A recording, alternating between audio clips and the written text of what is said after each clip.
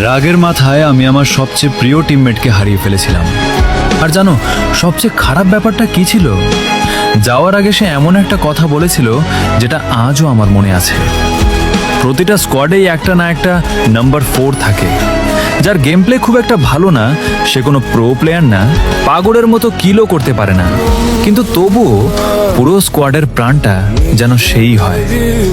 আমাদের স্কোয়াডেও ঠিক এমনই একজন ছিল। সে একটু নোব ছিল, রাজনীতিতে ভয় পেত, আর প্রতি 2 মিনিট পরপরই কোনো না কোনো আজগুবি কথা শুরু করে দিত। কখনো পুরনো জোকস, কখনো ফেক কল আউট, আবার কখনো কোনো কারণ ছাড়াই হাসতে শুরু করত। সত্যি বলতে ওর এসব পাগলামির কারণেই আমাদের গেমটা এত মজার হয়ে উঠত। আর যখনই আমরা মারা যেতাম সবার আগে রিকল করানোর চেষ্টা করত সেই। একদিন আমরা একটা টুর্নামেন্ট ম্যাচ খেলছিলাম। সেদিন ওকে যেন অন্যরকম লাগছিল, জানি না কেন আমাদের থেকে একটু দূরে দূরে থাকছিল। রাগ করে আমরা একসাথে বললাম, ভাই আজ এত দূরে দূরে খেলছিস কেন? সে শান্তভাবে বলল, আমার ফোনে রাশ ঠিক মতো সামলায় না, তাই সেফ খেলছি। আমরা বললাম, আমরাও তো সেফ খেলছি।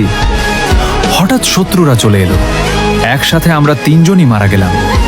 এখন শুধু নাম্বার 4 বেঁচে ছিল। আমরা স্পেকটেট করতে করতে রাগের মাথায় ওকে অনেক কথাই শুনিয়ে দিলাম।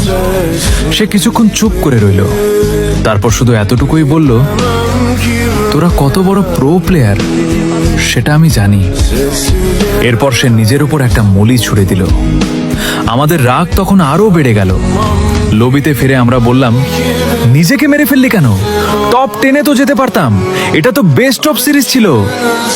আমরা বলতেই থাকলাম, আর সে শুধু একটা লাইন বলল, সরি ব্রো। তারপর সে লিভ দিয়ে চলে গেল। এরপর থেকে আর কখনো অনলাইনে আসেনি, কোনো ইনভাইটেরও রিপ্লাই দেয়নি। এখনো আমরা কখনো 2 জন, কখনো 3 জন মিলে স্কোয়াড খেলি, কিন্তু আমাদের নাম্বার 4-এর জায়গাটা আজও খালি।